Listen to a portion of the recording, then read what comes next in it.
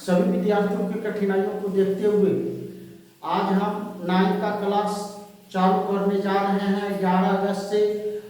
और ऐसे तो हम फिजिक्स पढ़ाते थे, लेकिन फिजिक्स पढ़ाते समय अनेक विद्यार्थियों के मैथ में कठिनाई रह जाती है।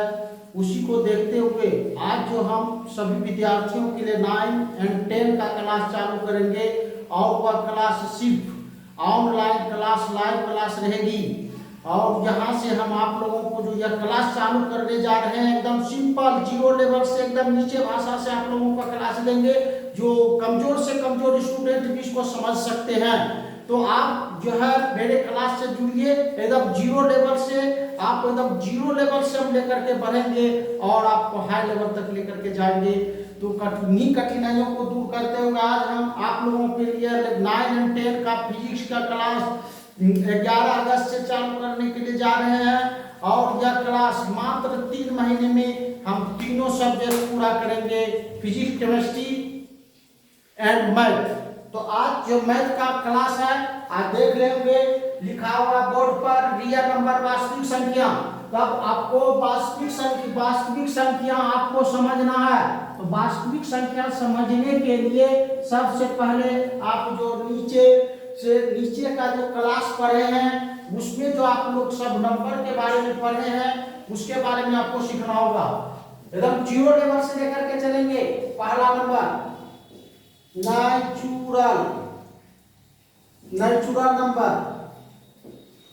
नेचुरल नंबर, प्राकृत संख्या। प्राकृत संख्या कहते किसको है, पहले ये सीखना बच्चों। प्राकृत संख्या कहते किसको है, सबसे पहले ये सीखना बच्चों। प्राकृत संख्या, जैसे हम जो है संख्या को, कोई भी चीज को हम काउंट करते हैं, गिनते हैं। कोई भी चीज को हम क्या से गिनते हैं, कोई भी चीज का काउंट करना है, गिनना है। 1 2 3 4 5 6 7 8 9 10। ये कोई भी संख्या या नंबर को हम कहां से प्रारंभ करते हैं, गिनना से। जैसे एक टोकरी में आम है, हम गिनने के लिए आपको कह दें कि एक टोकरी में कितने आम है, तो उसको कैसे गिनेंगे, 1 से प्रारंभ करेंगे और या गिनते रहेंगे यह इन्फिनिटी तक जो संख्या जाती है, या इसी को प्राकृत संख्या कहते हैं, नेचुरल नंबर कहते हैं। कहने का काउंट नंबर, गिनती की संख्या को प्राकृत संख्या कहते हैं। तो गिनती की सभी संख्या के संग्रह या समुच्चय। यहाँ देखिए आपका एक शब्द आता है समुच्चय। तो समुच्चय का अर्थ क्या होता है, संग्रह आप लोग समझते होंगे। संग्रह का अर्थ होता है इकट्ठा जो हम करते हैं कोई भी चीज को, उसी को समुच्चय या संग्रह कहते हैं। समुच्चय को सदैव मंझली ब्रैकेट में रखा जाता है, संग्रह या समुच्चय को हमेशा मंझली ब्रैकेट में रखा जाता। तो हम सबसे पहले आप लोग को यह सिखाए कि नेचुरल नंबर है क्या, प्राकृत संख्या क्या, जो काउंट का नंबर होता है जिससे हम कोई भी चीज को गिनते हैं, उसी संख्या को प्राकृत संख्या कहते हैं। तो प्राकृत संख्या का सीधा परिभाषा है, प्राकृत संख्या हम किसको कहेंगे, काउंट नंबर, गिनती की संख्या के सभी समुच्चय या संग्रह को क्या कहेंगे हम, प्राकृत संख्या। समझ चुके होंगे, एकदम 0 लेवल से पढ़ाएंगे आप लोगों को। तो सीधा है गिनती की संख्या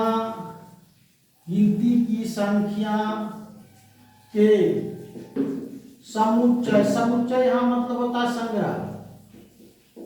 गिनती की संख्या के संग्रह या समुच्चय को प्राकृत संख्या कहते हैं। प्राकृत संख्या कहते हैं, फुल स्टॉप। इसे सभी प्राकृत संख्या के समुच्चय को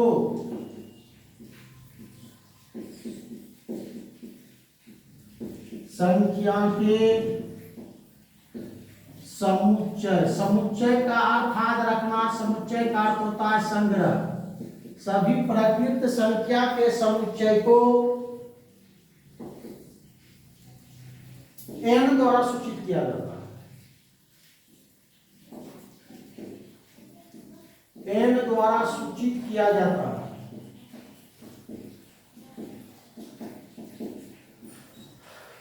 तो ये याद रखना सिंबल n, जहां देखेंगे इसको नेचुरल नंबर पढ़ेंगे और हिंदी में इसको प्राकृत संख्या पढ़ेंगे, क्योंकि सभी प्राकृत संख्या के समुच्चय को n द्वारा सूचित करते हैं। अब प्राकृत संख्या कहते हैं क्या, जो काउंट नंबर होती है, जो गिनती की नंबर होती है। गिनती की नंबर क्या, 1 2 3 4 5, जिससे हम कोई चीज को गिनते हैं। 6 7 8 9 10 11 12 13 200 लाख करोड़, इसका इंफिनिटिव होता है। और जो है इसके प्राकृत संख्या जहां रहे तो इसके संग्रह को क्या से सूचित करते हैं, n से, और समुच्चय या संग्रह को हमेशा मंझली ब्रैकेट में रखा है। समझ चुके होंगे एकदम आसान से। काउंट जो नंबर होती है इसी को प्राकृत संख्या कहते हैं, इसे पढ़ाया n से, और समुच्चय को या संग्रह जो करते हैं उसको हमेशा मंझली ब्रैकेट में रखा जाता है। अब दूसरा हम लोग सीखते हैं whole number. Whole number, whole number किसको कहेंगे, पूर्ण संख्या। हम लोग अभी सीखे पूर्ण, होल नंबर कहते किसको है, पूर्ण संख्या हम कहते किसको है। अभी जो हम लोग सीखे काउंट का जो नंबर होता है, काउंट का जो नंबर होता है, गिनती की जो संख्या होती है, इसी को प्राकृत संख्या कहते हैं। तो प्राकृत संख्या पहले लिखिए, अपने पूर्ण संख्या परिभाषित होगा। प्राकृत संख्या होती है 1 2 3 4 5 6 7 8 डॉट डॉट, ये क्या है, प्राकृत संख्या। अब प्राकृत संख्या के संग्रह में जीरो को शामिल कर लेने पर प्राकृत संख्या की, ये प्राकृत संख्या है, तो प्राकृत जो संख्या है उसके संग्रह में जीरो शामिल करने का अर्थ होता है 0 1 से कम होता है, तो 1 से कम होता है तो ये 1 के पहले रहेगा। तो प्राकृत संख्या के समुच्चय या संग्रह में जीरो को सम्मिलित करने पर बड़े संख्या को क्या कहेंगे, पूर्ण संख्या। और पूर्ण संख्या को क्या से सूचित करेंगे, W से। सिंबल हमेशा याद रखें आप लोग, W जहां रहेगा वह होल नंबर है। यह प्राकृत संख्या है, प्राकृत संख्या में क्या शामिल हो गया, क्या संग्रह हुआ, शून्य संग्रह हुआ।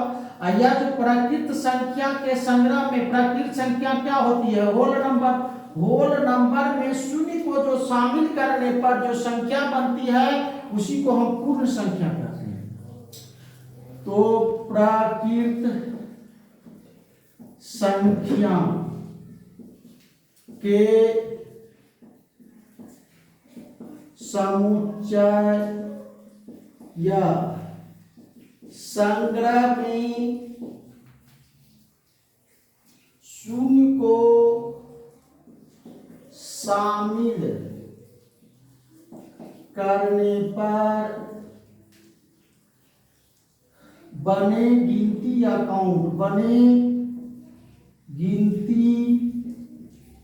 काउंट, इसको कहते हैं। गिनती को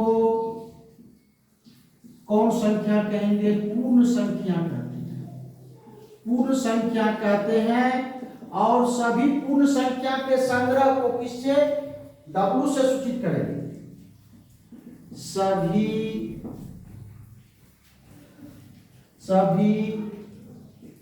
पूर्ण संख्या के संग्रह या समुच्चय भी दे सकते हैं। समुच्चय संग्रह का अर्थ होता है समुच्चय संग्रह को W से सूचित किया जाता है, W से सूचित किया जाता है। बहुत स्टूडेंट ऐसे होते हैं जिसका बेस थ्योरी मजबूत नहीं रहता है, डायरेक्ट सवाल को बनाते हैं, और डायरेक्ट सवाल को बनाना मूर्खता है। आज बनाइएगा कल भूलिएगा, तो सबसे पहले बेस को ठीक करके जाइए, बेस को ठीक करके जाइए, आगे देखिए पढ़ने में कैसा लगता है। और हम यदि जिस समय मैथ चैप्टर चालू करेंगे तो उसमें आप लोग मैथ बनाइएगा, तो हम देखते हैं कितना आप पढ़ाते हैं और कितना हम पढ़ाते हैं। अधिकतर सवाल आप अपने से बनाइएगा, यही मैथ पढ़ने का रूल है। तो होल नंबर किसको, प्राकृत संख्या के समुच्चय या संग्रह में शून्य को शामिल कर लेने पर। तो प्राकृत संख्या किसको कहते हैं, काउंट नंबर को। 1 2 3 4 5 6 ये काउंट नंबर है। काउंट नंबर में शून्य को शामिल, शून्य क्या होता है, 1 से भी कम होता है तो 1 के पहले आएगा। शून्य को शामिल कर लिए तो यह जो संग्रह या समुच्चय बना, समुच्चय को क्या से सूचित करेंगे, मछली ब्रैकेट से। या जो संग्रह या समुच्चय बना तो समुच्चय को मछली ब्रैकेट से, इसी को होल नंबर कहते हैं। और होल नंबर को हम लोग क्या से सूचित करते हैं, डब्ल्यू से। होल नंबर को हम लोग क्या से सूचित करते हैं, तो डब्ल्यू से। समझ गए होंगे। अब अगला जो आपका आता है पूर्णांक।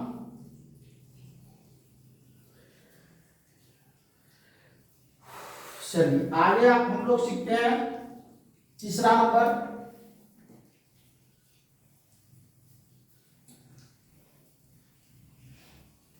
तीसरा नंबर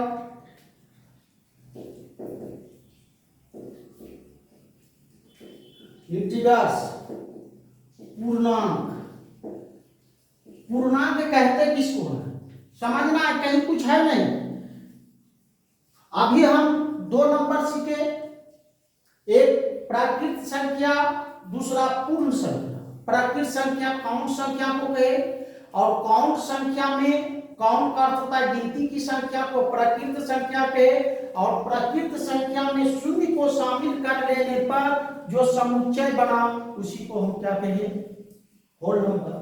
तो होल नंबर की शुरुआत कहां से करेंगे, बहुत पुराने बुजुर्ग जो है वह गिनती कर चालू करते हैं। पहले कहते हैं रामे जी राम, तब कहते हैं तो रामे जी राम का अर्थ क्या हुआ, 0। तो जो गिनती 0 से चालू हो उसी को हम पूर्ण संख्या कहेंगे। आपको होल नंबर पूर्णांक संख्या किसको कहेंगे,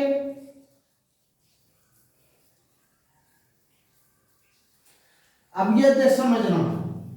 काउंट नंबर आप सीख चुके हैं, तो काउंट नंबर है क्या, 1 2 3 4 5 6 डॉट इंफिनिटी तक, इसको हम काउंट नंबर के। काउंट नंबर में हम शून्य को शामिल कर लिए, कहने का शून्य से गिनना चालू किए तो इसको हम लोग कह दिए होल नंबर। अब होल नंबर में ऋणात्मक मान को सम्मिलित कर लेते हैं, ऋणात्मक संख्या को सम्मिलित कर लेते हैं। ऋणात्मक संख्या हमेशा बाएं है। देखिए 0 से 1 अधिक होता है, 1 से 2 अधिक होता है, 2 से 3 अधिक होता है। यही कारण है गिनती दाएं साइड जो प्लस में चलती है, 0 के बाद 1 आएगा, 1 के बाद 2 आएगा, 2 के बाद 3 आएगा। तो ये हमेशा याद रखना, प्लस में वैल्यू जितना अधिक होगी उसका मान भी उतना अधिक होगा, और ऋणात्मक में वैल्यू जितना अधिक होगा उसका मान उतना छोटा होगा। अब देखिए अभी हम यहाँ से इसको हम कहे क्या, काउंट नंबर, गिनती की संख्या।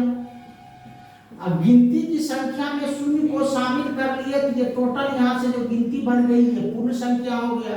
अब पूर्ण संख्या के, पूर्ण संख्या में ऋण संख्या, ऋण संख्या हमेशा 0 से छोटा होता है, इधर ही चलेगा।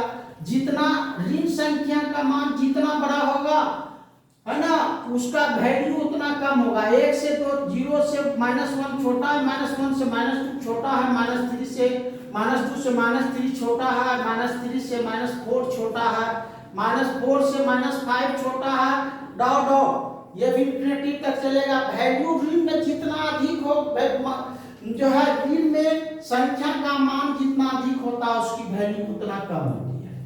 तो हम अभी क्या सीखे, इसको हम काउंट नंबर कहे। और काउंट नंबर यहाँ से यहाँ तक काउंट नंबर कहलाया, इसको शून्य में शामिल कर लिए तो ये पूर्ण संख्या बन गया। और पूर्ण संख्या में ऋण संख्या को शामिल कर लेते हैं तो ऐसी संख्या को कौन संख्या कहेंगे, हम लोग पूर्णांक संख्या कहेंगे। कहने का काउंट की संख्या में शून्य एवं ऋण संख्या को शामिल कर लेने पर बने समुच्चय या संग्रह को, बने समुच्चय या संग्रह को कौन संख्या कहेंगे, पूर्ण संख्या।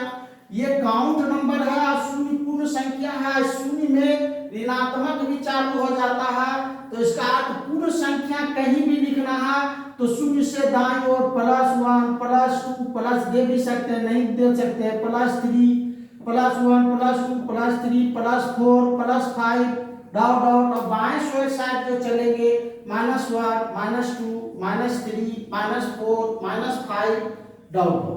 तो इसी संख्या को पूर्ण संख्या जीरो से जो दाएं साइड प्लस में और बाएं साइड माइनस में चले तो इसी संख्या को हम पूर्ण संख्या कहते हैं या पूर्णांक कहते हैं। तो पूर्णांक हम कहते हैं किसको, गिनती की संख्या में शून्य और ऋण संख्या को संग्रह कर लेने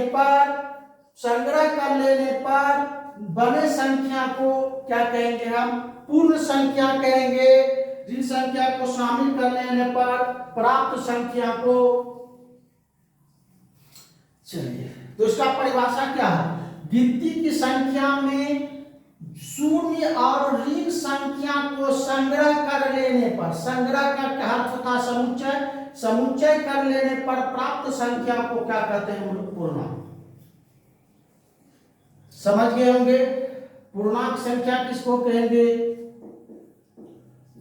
गिनती जो काउंट नंबर है, गिनती की संख्या में शून्य एवं ऋण, गिनती की संख्या में शून्य एवं ऋण संख्या को संग्रह को क्या कहते हैं, समुच्चय। समुच्चय का चिन्ह बता चुके हमेशा मंजिल ब्रैकेट चोचो समुच्चय। संग्रह, गिनती की संख्या में शून्य एवं ऋण संख्या को संग्रह कर लेने पर प्राप्त संख्या को पूर्णांक कहते हैं। प्राप्त संख्या को पूर्णांक कहते हैं। बहुत 11-12 के बच्चे ऐसे भी होते हैं जो पूर्णांक संख्या नहीं जानते और साइंस लेके बैठे हुए हैं। बस को ठीक करिए तभी पढ़ने में अच्छा लगेगा। और इसे पढ़ाया जेड द्वारा सूचित किया जाता है, हमेशा याद रखें। पूर्णांक संख्या, पूर्णांक संख्या के संग्रह को जेड द्वारा सूचित किया जाता है, जेड द्वारा सूचित किया जाता है। तो अभी हम लोग बच्चों आपको बताए पूर्णांक कहते हैं किसको, गिनती की संख्या। तो गिनती की संख्या ले लेंगे 1 2 3, जिससे कोई भी चीज को काउंट या गिनते हैं 4 5 6 डाउन।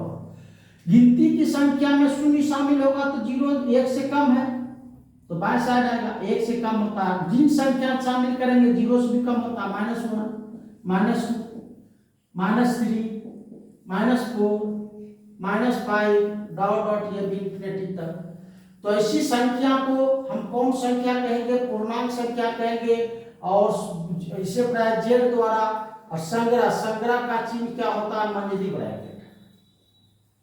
इधर भी इंफिनिटी इधर भी इंफिनिटी। इसे पढ़ा सभी को क्या से सूचित करते हैं हम लोग, जेड से सूचित करते हैं। समझ चुके होंगे पूर्णांक संख्या किसको कहते हैं। अगला हम लोग जानते हैं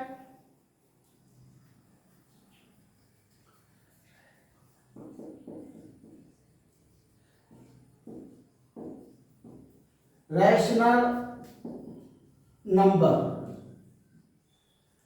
रैशनल नंबर, अब रैशनल नंबर किसको कहते हैं, रैशनल नंबर का अर्थ होता है परिमेय संख्या। इसको थोड़ा अच्छा से समझना, परिमेय संख्या। तो यहां तक आप लोग सीखे काउंट नंबर, जो गिनती की संख्या है वह प्राकृतिक संख्या है। अप्राकृतिक संख्या में शून्य को संग्रह कर लेने पर प्राप्त संख्या को पूर्ण संख्या कहते हैं। और पूर्णांक संख्या तीसरा जो आता है उसमें हम लोग क्या सीखे, गिनती की संख्या में शून्य और ऋण संख्या को शामिल कर लेने पर ये कौन संख्या कहलाएगा, पूर्णांक संख्या। अब देखते हैं रैशनल नंबर, परिमेय संख्या। तो परिमेय संख्या कहते किसको है, ये इसको अच्छा से समझना। देखिए जिस संख्या का रूप का अर्थ होता है क्या, चेहरा, फेस, रूप, चेहरा या फेस। जैसे इसका फेस देखते हैं, ये बेलनाकार है, यहाँ शंकुआकार है, यहाँ तक बेलनाकार है, फिर ये शंकुआकार हो जाता है, फिर बेलनाकार हो जाता। तो रूप रूप का अर्थ होता है क्या, उसका आकार या आकृति जैसा उसको पकड़ना। अब देखिए, जिस संख्या का रूप हमेशा p बाई क्यू के रूप में, जो संख्या हमेशा p बाई क्यू के रूप में रहता है वह परिमेय संख्या है। एकदम अच्छे से समझना है क्या चीज है, रूप ऐसा होना चाहिए, आकार आकृति इस रूप से होना चाहिए। जैसे हम कहेंगे 4/2 परिमेय संख्या है तो नहीं, क्यों नहीं होगा, इसका रूप ऐसा नहीं रहेगा, ये कटेगा तो इसका फेस जो है रूप आएगा 2। जैसे देखते हैं 10/5, ये परिमेय संख्या नहीं है, कटेगा तो हम सीधे लिख देते हैं 5 दूनी 10। ये पूर्ण परिमेय संख्या नहीं, क्यों, क्योंकि इसका रूप p बाई क्यू के रूप नहीं है। p बाई क्यू का अर्थ होता है p को ऊपर जो रहता है इसको अंश कहते हैं, नीचे जो रहता है इसको हर कहते हैं। तो परिमेय संख्या में दो चीज का जरूरत पड़ता है, एक अंश और दूसरा क्या, हर। अंश और हर रहेगा तभी वह परिमेय संख्या कहलाएगा। यदि अंश और हर जिस संख्या में नहीं हो तो वह परिमेय संख्या कभी हो ही नहीं सकता है। क्यों, क्योंकि परिमेय संख्या का रूप लाना है, इसको कैसा लाना होगा हमको, p बाई क्यू के रूप में, और p बाई क्यू के रूप में संख्या आएगी तभी वह परिमेय संख्या होगा, अन्यथा नहीं होगा। अब इसको हम ऐसे लिख देते हैं तो बल से ये परिमेय संख्या बना, इसका रूप है p बाई क्यू, लेकिन भाग देंगे तो वही आ जाएगा। तो किसी भी होल नंबर, नेचुरल नंबर या पूर्णांक को यदि परिमेय संख्या में बदलने के लिए कहता है तो इसमें एक p बाई क्यू के रूप में है नहीं, न तो यहाँ देख रहे हैं, न तो नेचुरल नंबर है, न तो पूर्ण संख्या है, न तो पूर्णांक, ये p बाई क्यू के रूप में नहीं। कब आएगा, जब हम इसके नीचे किसी संख्या के नीचे 1 दे देंगे। क्या परिमेय संख्या बनाने के लिए एक अंश होता है, हमेशा याद रखना, ऊपर का जो संख्या है इसको अंश कहा जाता है और नीचे की जो संख्या होती है इसको हम हर कहते हैं। तो ऊपर की संख्या अंश, नीचे की संख्या हर। तो परिमेय संख्या में दो चीज का जरूरत होता है, अंश और हर, और जिस संख्या में अंश और हर होगी वही परिमेय संख्या होगी। तो परिमेय संख्या लाने के लिए इसका रूप कैसा करना होगा हमको, p बाई क्यू के रूप, समझ गए होंगे। तो ये परिमेय संख्या नहीं है, ये भी परिमेय संख्या नहीं है। अब हम लिखते हैं 12/7, ये परिमेय संख्या है। क्यों है, क्यों, ये अपने रूप को चेंज नहीं कर सकता, इसका रूप हमेशा p बाई क्यू के रूप में ही रहेगा, तो ये परिमेय संख्या है। जैसे लिखते हैं 3/2, ये भी परिमेय संख्या है। क्यों है परिमेय संख्या, तो ये हमेशा इसमें दो चीज, ऊपर अंश है और नीचे क्या है बाबू, हर। तो अंश और हर है परिमेय संख्या, ये ऊपर अंश है और नीचे क्या है बाबू, हर। तो ऊपर अंश और नीचे हर के रूप में रहेगा तो ये परिमेय संख्या कहलाएगा। लेकिन यही हम 12/3 दे देंगे तो 4 तिया 12, ये परिमेय संख्या नहीं है। लेकिन यहाँ 1 दे देंगे तो ये परिमेय संख्या है। इसको बल से परिमेय संख्या बनाया ताकि कोई भी पूर्णांक नंबर हो, नेचुरल नंबर हो या होल नंबर हो, इसको परिमेय संख्या बनाने के लिए कहा जाए तो हर, अंश तो दिया जाता है लेकिन हर हमेशा 1 देना पड़ता है। तो अब हम लोग ये सीखे, जिस संख्या का रूप p बाई क्यू के रूप में रहेगा वही परिमेय संख्या होगी। और q does not equal to 0, q कभी 0 के बराबर नहीं होना चाहिए। यदि q 0 के बराबर होगा तो ये कभी, जैसे 4/0 दे देंगे तो ये कभी परिमेय संख्या नहीं है। 0 से कोई भी संख्या में भाग देते हैं तो उसका मान इंफिनिटी होता है, तो ये p बाई क्यू के रूप में रहेगा नहीं। तो ये 0/1 परिमेय संख्या है, 0 परिमेय संख्या है। क्यों है, क्योंकि इसमें हम 1 से भाग दे सकते हैं, इसमें 1 0 भाग दे इंफिनिटी मान हो जाएगा ना, जिसका कोई अंत मान ही नहीं है। तो 0 परिमेय संख्या है। क्यों 0 परिमेय संख्या है, ये आएगा ऐसा क्वेश्चन, 0 परिमेय संख्या है, क्यों, इसके नीचे 1 दे करके हम इसका रूप p बाई क्यू के रूप में कर सकते हैं। तो ये हमेशा याद रखना है, परिमेय संख्या के लिए दो चीज की जरूरत होती है, अंश और क्या, हर। अंश है तो हर डाल देंगे, कुछ नहीं तो 1 डाल देंगे। 1 से कोई भी संख्या में भाग देने पर, गुणा करने पर कोई प्रभाव नहीं पड़ता है। तो 1 दे करके हम परिमेय संख्या बना सकते हैं। समझ चुके होंगे और अच्छे से समझ चुके होंगे।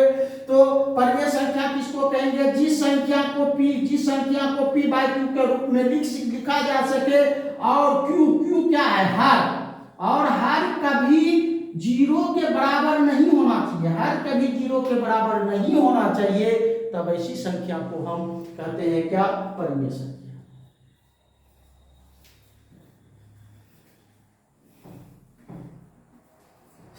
परिमेय संख्या किसको कहे हम? जिस संख्या को p बाई q के रूप में, जिस संख्या का रूप या जिस संख्या, ऐसे भी परिभाषा दिया जाता है, जिस संख्या को p बाई q के रूप में लिखा जा सके परिमेय संख्या कहलाता है। या जिस संख्या का रूप ही दे देते अच्छा रहेगा, रूप करने का, जैसे उसका आकार रूप जो देखेंगे उस रूप पे रहेगा। जिस संख्या का रूप फेस p बाई q के रूप में रहे, जिस संख्या का रूप p बाई q के रूप में रहे उसे p बाई q के रूप में रहे तथा q does not equal to 0, q क्या है? या हर हमेशा याद रखना, हर कभी 0 के बराबर नहीं होना चाहिए। q does not equal to 0 हो, p 0 हो सकता है, 1 डाल के बना सकते हैं। q does not equal to 0 हो तब इसे परिमेय संख्या कहते हैं, परिमेय संख्या कहते हैं, तब इसे परिमेय संख्या कहते हैं।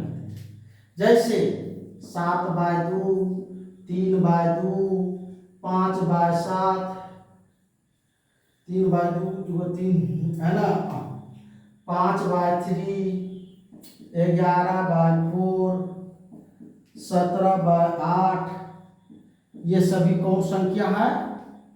ये सभी कौन संख्या है? परिमेय संख्या। अब किसी, ये तो वास्तविक में परिमेय संख्या क्यों? क्योंकि इसका रूप किसी प्रकार रह जाएगा, चाहे भाग दीजिए, कुछ करिए, भाग भी दीजिएगा, फिर इसी रूप में लाना पड़ेगा।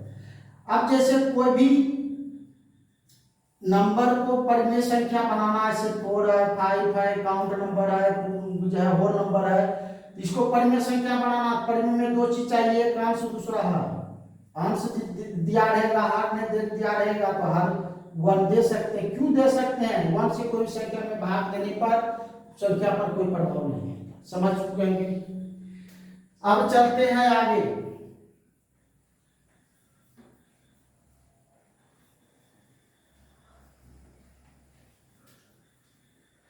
अगला नंबर आपका आता है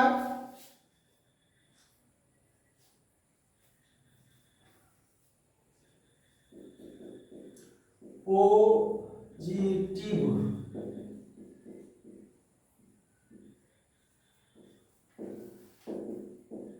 नल नंबर, पॉजिटिव रेशनल नंबर, धनात्मक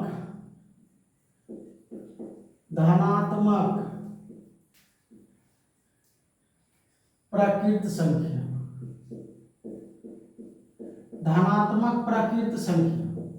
अब धनात्मक प्राकृत संख्या हम कहेंगे इसको, ये समझना है, जिस संख्या का अंश और हर का चिन्ह समान हो, जिस संख्या का अंश और हर का चिन्ह समान हो। चिन्ह इसमें आप लोग सीखे, पूर्णांक नंबर में चिन्ह दो प्रकार के होता है, एक पॉजिटिव नंबर चलता है, एक निगेटिव नंबर चलता है। पॉजिटिव निगेटिव चिन्ह 2 प्रकार की होती है संख्या में, पॉजिटिव और निगेटिव। जीरो में तो कोई चिन्ह लगता ही नहीं, जीरो ना तो पॉजिटिव होती है ना तो निगेटिव होती है। क्यों? ये समझिए, कोई भी संख्या में जीरो को जोड़ेंगे तो वही मान होगा, कोई भी संख्या में जीरो को घटाएंगे तो वही मान होगा, कोई भी संख्या में जीरो को घटाएंगे तो वही संख्या होती है। कहने का कोई भी संख्या में जीरो को जोड़ने पर या घटाने पर कोई प्रभाव नहीं पड़ता है। यही कारण है जीरो ना तो पॉजिटिव होती है और ना निगेटिव होती है। तो जीरो के अलावे जो नंबर होता है पॉजिटिव और निगेटिव में, वही नंबर, जब 2 चिन्ह में क्या धनात्मक पूर्ण प्राकृत संख्या किसको कहेंगे हम लोग? तो सीधा है, जिस परिमेय संख्या का अंश, जिस परिमेय संख्या के अंश और हर का चिन्ह समान हो। अंश समझा चुके हैं, हर भी समझा चुके हैं। जिस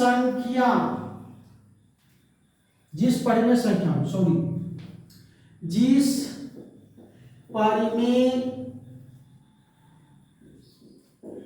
संख्या का अंश एवं हर का चिन्ह समान हो, कोमा, उसे धनात्मक परिमेय संख्या उसे धनात्मक परिमेय संख्या कहते हैं। जिस परिमेय संख्या का अंश और हर का चिन्ह समान हो उसे धनात्मक परिमेय संख्या कहते हैं। और परिमेय संख्या का रूप हमेशा p/q के रूप में होनी चाहिए। जैसे जैसे हम लोग देखते हैं -7/-2 धनात्मक है, -4/-1 5/2 देखिए अंश और हर का चिन्ह समान है। माइनस है तो अंश का भी माइनस है, हर का भी माइनस है, अंश का भी माइनस है, हर का भी, इसका भी प्लस है, इसका अंश का भी प्लस, माइनस का भी प्लस। देखिए चिन्ह ये क्या ऐसा जहां देखेंगे इसको हम कहेंगे धनात्मक परिमेय संख्या। जिस परिमेय संख्या का अंश और हर का चिन्ह समान हो तब इसे हम धनात्मक परिमेय संख्या कहते हैं।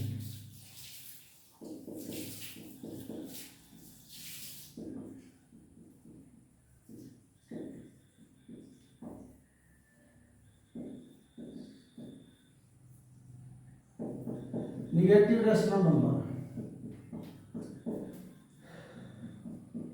ऋणात्मक परिमेय संख्या,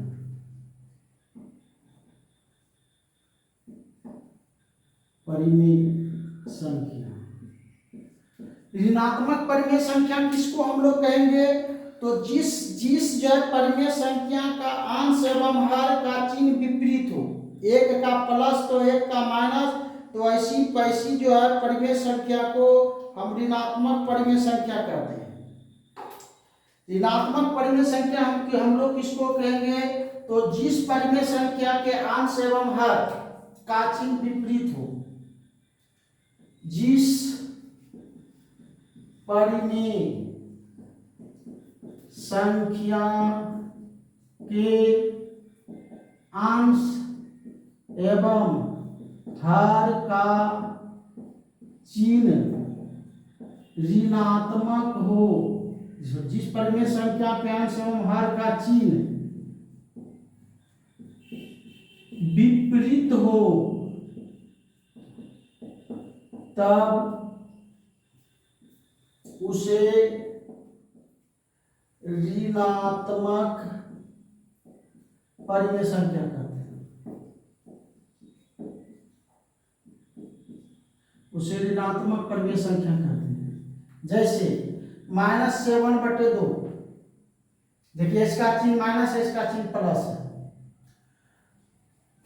5/-3, इसका प्लस, इसका माइनस। 13/-4, इसका प्लस, इसका माइनस। -19/3, देखिए सबका चिन्ह अंश और हर का चिन्ह क्या है? विपरीत है। विपरीत का प्लस एक का माइनस रहे तो ऐसी परिमेय संख्या को हम लोग ऋणात्मक परिमेय संख्या कहते हैं। अब हम लोग आगे चलते हैं।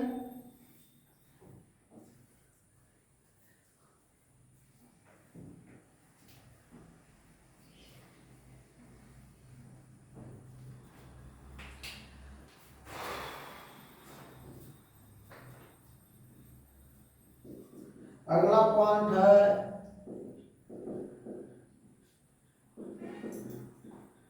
Number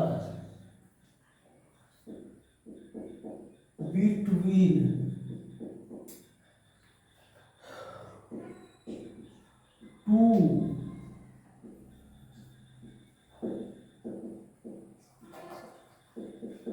rational number. दो परिमेय संख्याओं के बीच अनपरिमेय संख्या, दो परिमेय संख्याओं के बीच अनपरिमेय संख्या, दो परिमेय संख्याओं के बीच अनपरिमेय संख्या। जबकि दो परिमेय संख्याओं के बीच अनेक परिमेय संख्या होती है। परिमेय संख्या जाने हैं, जिस संख्या को p/q के रूप में लिखा जा सकता है। दो परिमेय संख्याओं के बीच अनेक परिमेय संख्या होती है। अनेक क्या, अनंत, वो परिमेय संख्या होती है। दो परिमेय संख्याओं के बीच अनेक परिमेय संख्या होती है। अब दो परिमेय संख्याओं के बीच जो परिमेय संख्या निकालना है, उसके लिए जो सूत्र है, इसको सूत्र को याद कर लीजिए। इसकी सहायता से हम लोग दो परिमेय संख्या के बीच अनेक परिमेय संख्या निकाल सकते हैं। पहला आपका सूत्र है b माइनस ए बटे n प्लस 1, b माइनस ए बटे n प्लस 1, ए प्लस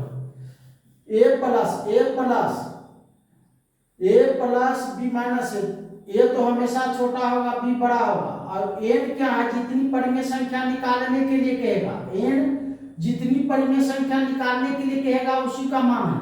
दूसरा लिखना है तो सब वही ए प्लस, यहाँ 2 खाली आ जाएगा, यहाँ जो है वही रहेगा, b माइनस ए बटे क्या n प्लस 1। तो यही सूत्र है। पहला निकालना तो ये लेंगे, दूसरा निकालना तो दो इसमें गुणा कर देंगे, तीसरा निकालना है तो क्या a3 और क्या हो जाएगा b माइनस ए बटे n प्लस 1। n क्या है, जितनी परिमेय संख्या दो परिमेय संख्या के बीच निकालने के लिए कहे। तीसरा चौथा निकालेंगे a प्लस 4b माइनस ए बटे क्या n प्लस 1। और एक विधि होती है निकालने का, अनेक विधि है। वह विधि जो है जिसमें मैथ बताएंगे उसमें बताएंगे, अभी सूत्र याद कर लेना है। अब इसी प्रकार क्या लिखेंगे, n दे दिए, n नेचुरल नंबर है, नेचुरल नंबर जान रहे हैं 1 2 3 4। n जहां n रहेगा वो नेचुरल नंबर है। नेचुरल नंबर क्या होता है, काउंट नंबर 1 2 3 4 507। b माइनस ए बटे n प्लस 1। तो n यहाँ क्यों देना पड़ा, देखिए एक निकाल रहे हैं तो 1 है, 2 है, 3 है, ये काउंट नंबर है ना, समझ चुके होंगे। सूत्र याद रखना है आप लोगों को। अब आगे हम लोग आज का जो लास्ट टॉपिक सीखेंगे वो परिमेय संख्या।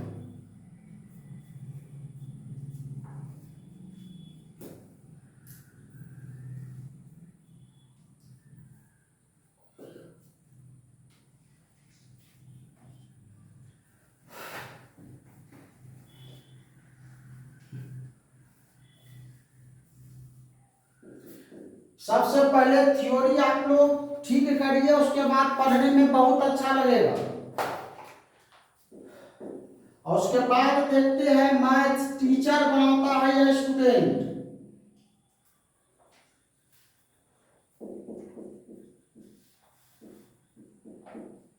एक्सरसाइज टीचर के लिए नहीं होती है, एक्सरसाइज स्टूडेंट के लिए होती है।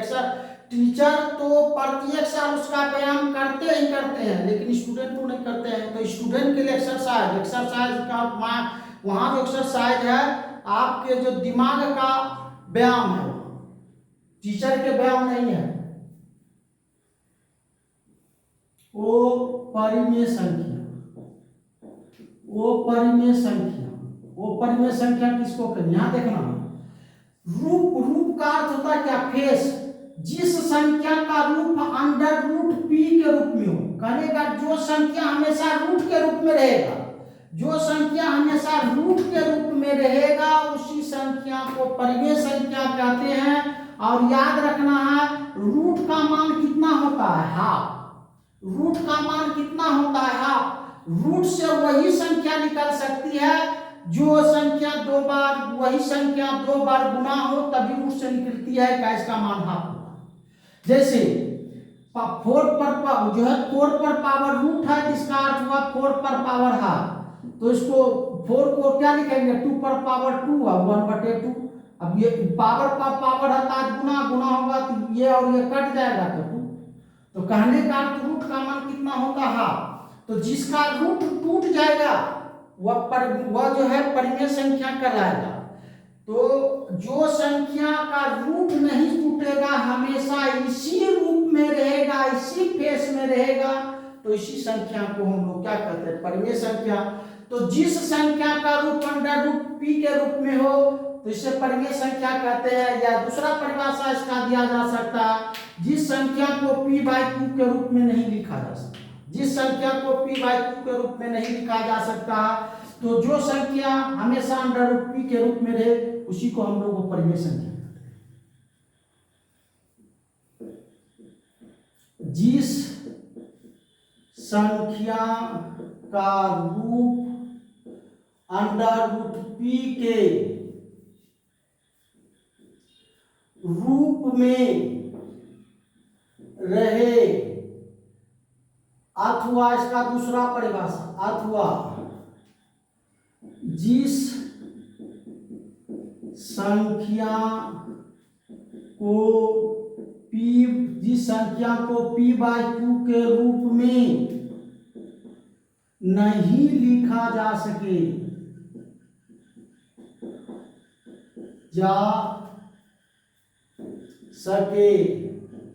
कोमा उसे परिमेय संख्या कहते हैं, उसे परिमेय संख्या कहते हैं। जैसे √7 का रूट टूटेगा ही नहीं, √11 √21 21 नहीं टूटेगा, √19 बहुत सारी संख्या है, ये सबको हम लोग परिमेय संख्या कहते हैं। और कोई भी परिमेय संख्या को हम p/q के रूप में नहीं लिख सकते, ये लिखना गलत है। ऐसे हम नहीं लिख सकते कोई भी संख्या को p/q के रूप में, परिमेय संख्या। अब हम लोग अब जो चैप्टर है, आज जो आप लोग चैप्टर जो पढ़ने जा रहे हैं रियल नंबर, अब हम लोग समझेंगे रियल नंबर किसको कहते हैं। तो सबसे पहले 0 लेवल से चलिए, नीचे का बेस ठीक करिए, अपने आप उड़िएगा हवा। तो रियल नंबर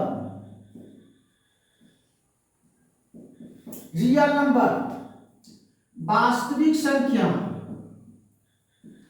रियल नंबर वास्तविक संख्या, और वास्तविक संख्या को क्या से सूचित करते हैं, आर से। रियल नंबर हमेशा याद रखना, जहां आर है हम सब सिंबल बता चुके हैं। जो है नेचुरल नंबर को क्या से, एन से हमेशा याद रखना, लिख देंगे बाद में। वास्तविक संख्या किसको कहेंगे, तो सभी परिमेय संख्या और परिमेय संख्या के संग्रह, सभी परिमेय संख्या और परिमेय संख्या के संग्रह को। तो उतना लिखना संभव नहीं है, पर सब परिमेय संख्या और परिमेय संख्या कहीं लिख नहीं सकते, बहुत बड़े जो है पेज की आवश्यकता होगा, उतना लिखना संभव नहीं है। तो सभी परिमेय संख्या और परिमेय संख्या के संग्रह को, संग्रह मतलब क्या, समुच्चय को हम वास्तविक संख्या कहते हैं। यही चैप्टर हम लोग पढ़ रहे हैं। तो वास्तविक संख्या में हम परिमेय संख्या और परिमेय संख्या के सभी चीज के बारे में जानेंगे, किसका और कैसे पहचानेंगे, कौन परिमेय है कौन अपरिमेय है, इसमें टोटल चैप्टर में यही दिया गया है। तो वास्तविक संख्या किसको कहेंगे, सभी परिमेय संख्या एवं अपरिमेय संख्या के संग्रह का अर्थ होता है क्या, समुच्चय। सभी परिमेय संख्या और अपरिमेय संख्या के संग्रह या समुच्चय को वास्तविक संख्या कहते हैं। वास्तविक संख्या कहते हैं। और वास्तविक संख्या के संग्रह को आर द्वारा सूचित किया जाता है। वास्तविक संख्या के संग्रह को आर द्वारा सूचित किया जाता है। आर द्वारा सूचित किया जाता है। तो मैथ पढ़ने के लिए सबसे पहले आप लोग को जो भी नंबर है या जिसके बारे में आप लोग पढ़ रहे हैं उसका जीरो से उठाइए, एकदम आसान होगी मैथ। इसके बाद नेक्स्ट क्लास सब फिजिक्स का लेंगे और वो फिजिक्स का क्लास 12 अगस्त से फिजिक्स और केमिस्ट्री का भी साथ में चालू करेंगे। एकदम आप लोग बने रहिए चैनल से, और अच्छा पढ़ने में लग रहा हो तो प्रमोट जरूर करिए। अन्य विद्यार्थियों को ऑनलाइन क्लास पर आने के लिए व्यवस्था करिए।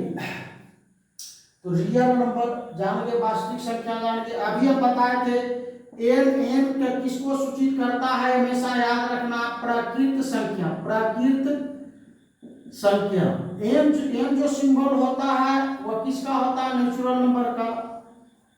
और ये होल नंबर का है, ये पूर्ण संख्या याद कर लीजिएगा एकदम।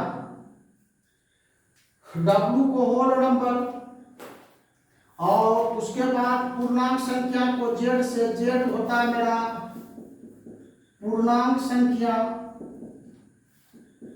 और उसके बाद परिमेय संख्या। परिमेय संख्या के संग्रह को P बाई Q के रूप में नहीं लिखा जा सकता। परिमेय संख्या, परिमेय संख्या के संग्रह को क्या से सूचित किया जाता है? परिमेय संख्या के संग्रह को Z से। पूर्णांक है, पूर्णांक संख्या, पूर्णांक संख्या ये होल नंबर है। पूर्णांक संख्या को Z से, पूर्णांक संख्या को Z से। परिमेय संख्या का सिंबल नहीं होता सही परिमेय संख्या। पूर्णांक नंबर या n प्राकृत संख्या, W होल नंबर और Z पूर्णांक संख्या, इसको कर लीजिएगा। और R है रियल नंबर, वास्तविक संख्या। तो n जहां रहेगा उसको प्राकृत संख्या पढ़ेंगे, W जहां रहेगा पूर्ण संख्या, Z को पूर्णांक संख्या, R को क्या पढ़ेंगे, वास्तविक संख्या। आज का क्लास यहीं तक रखते हैं, और कल इसको आप कर करके रहिए। कल जो मैथ आप लोग को पढ़ने के लिए सिखाएंगे देखिएगा कितना बेस्ट और कितना अच्छा लगता है पढ़ने में। टीचर को एक्सरसाइज टीचर के लिए नहीं होती, स्टूडेंट के लिए। आप अपने स्वयं बनाइएगा एक्सरसाइज को, मेरा दावा है।